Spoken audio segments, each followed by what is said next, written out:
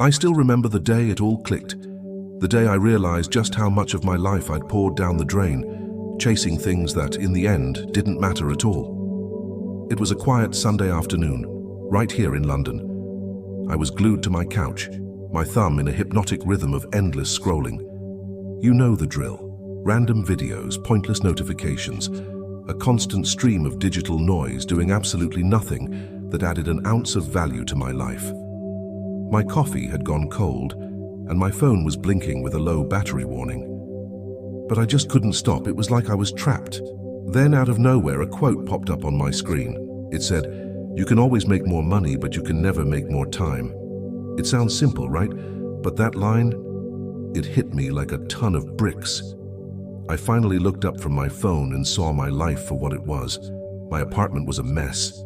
There was a half-finished painting on the wall, a dusty guitar I hadn't touched in months collecting cobwebs in the corner, and a stack of unread books on my desk, silently judging me. For months my mantra had been, "I'll get to it tomorrow." But tomorrow was a mythical land that never seemed to arrive. I was living in a perpetual state of later. That evening, I met up with my old university friend Daniel for dinner, or he used to be exactly like me. The king of procrastination, always complaining about being too busy to do anything meaningful. But the Daniel sitting in front of me was a different person. He'd built a thriving photography business from the ground up, traveled to places I'd only dreamed of, and he just seemed happy, genuinely content. I had to ask him, "Man, how did you do it? What was your secret? How did you completely turn your life around?" He just smiled, a knowing kind of smile, and said, "Simple. I stopped pretending time was unlimited." He then told me a story that sent a chill down my spine. One morning, his mother had collapsed from sheer exhaustion. Thankfully, she recovered, but for Daniel, that was the wake-up call he desperately needed.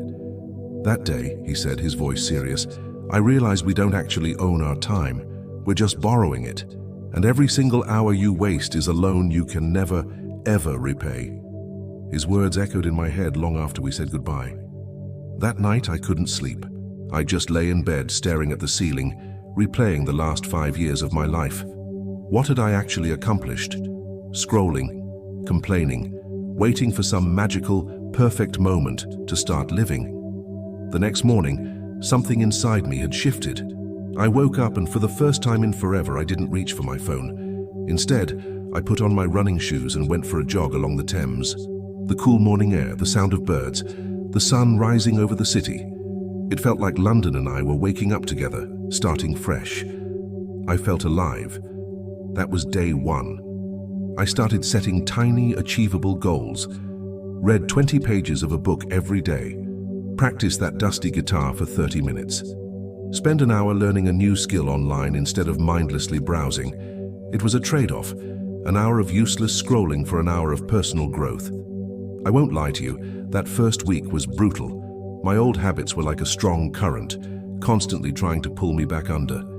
The temptation to just flop on the couch and zone out was immense. But every time I chose to push through, every time I picked up the book instead of the phone, I felt a little bit stronger, a little more in control. Fast forward 3 months.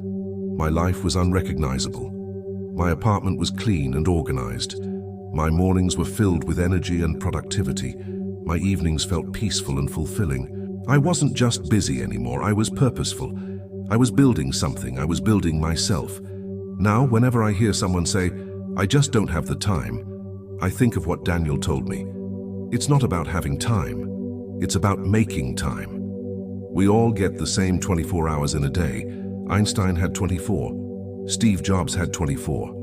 You and I, we have the exact same amount. The only difference is how we choose to invest them. Time isn't going to wait for you. It doesn't pause for your excuses or wait for you to feel motivated. Every minute that ticks by is a small piece of your life that's gone forever.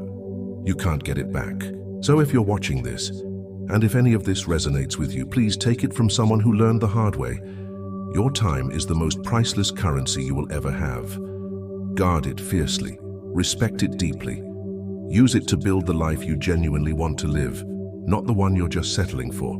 Start small. Start today, start right now. Because once it's gone, it's never ever coming back. Thank you so much for spending a few of your valuable minutes with me today.